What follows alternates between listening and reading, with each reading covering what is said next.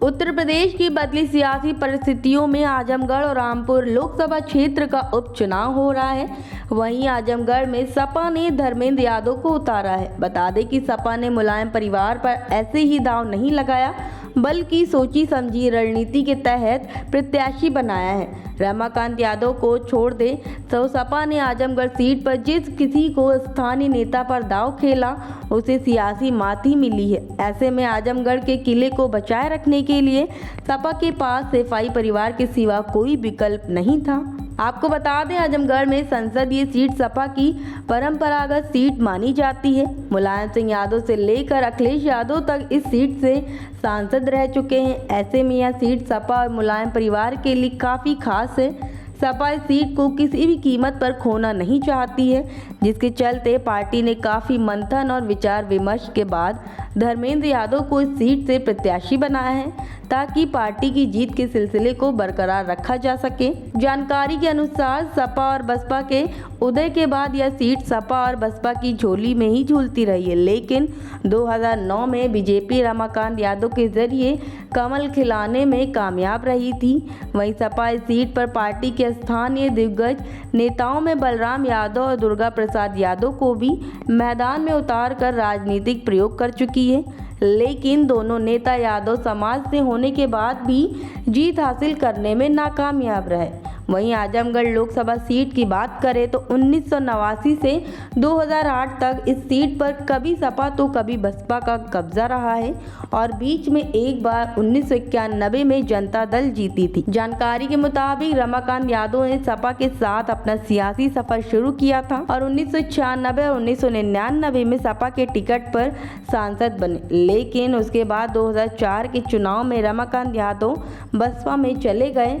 वहीं 2004 में रमाकांत ने सपा के दुर्गा प्रसाद यादव को 6,967 वोटों से हराया, जिसके बाद रमाकांत ने बसपा छोड़कर बीजेपी का दामन थाम लिया था। तो आजमगढ़ में उपचुनाव हुए हैं। सपा ने रमाकांत के खिलाफ बलराम यादव को उतारा, लेकिन वो भी तीसरे नंबर पर रहे। बसपा से अकबर अहमद डंपी ने आजमगढ़ से जीत दर्ज की थी। इसके बाद 2009 में सपा ने दुर्गा यादव को चुनाव में उतारा था, लेकिन रमाकांत यादव बीजेपी के टिकट पर लड़कर सांसद बन गए थे और बसपा के अकबर डंपी दूसरे नंबर पर हैं। आपको बता दें, आजमगढ़ में आज उपचुनाव हो रहा है, जिसको लेकर दिनेश लाल यादव निरहुआ ने बड़ा बयान देते हुए कहा कि आजमगढ़ की जनता ने जातिगत समीकरण से उठकर वोटिंग किया है और इस बार अखिलेश यादव चुनाव प्रचार करने के लिए नहीं आए, क्योंकि उनको पता चल चुका है कि हमारा किला ढह चुका है। आइए आपको भी सुनाते हैं उन्होंने क्या कुछ कहा। आजमगढ़ की जनता इस बार सारे समीकरण को तोड़ रही है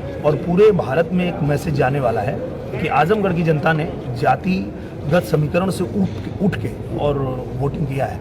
ये एक नया मैसेज जाएगा।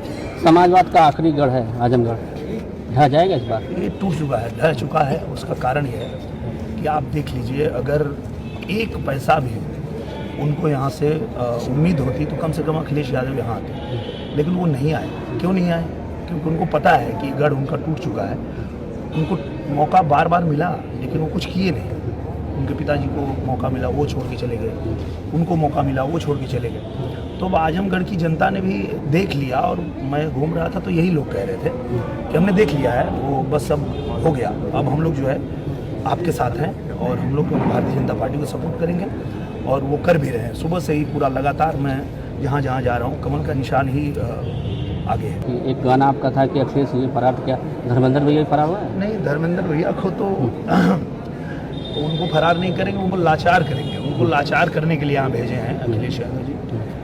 पहले चाचा को किनारे किए, फिर अब जब देख लिए कि आजमगढ़ जो हमारा ख़त्म हो रहा है, वहाँ मैंने कुछ किया नहीं है, वहाँ कुछ होने वाला नहीं है, तो एक अच्छे नेता थे, ये भी वक्ता अच्छे हैं, उनको यहाँ भेज के उनको भी किनारे लगा दिया। वो अपने आगे न किसी अपने भाई को चाहते हैं, न अपने चाचा को चाहते हैं, न किसी भी अपने दल के किसी भी नेता को या हम ही लोग को, किसी को वो नहीं चाहते कि कोई हमारे से ज़्यादा आगे बढ़े और किसी का और नाम हो।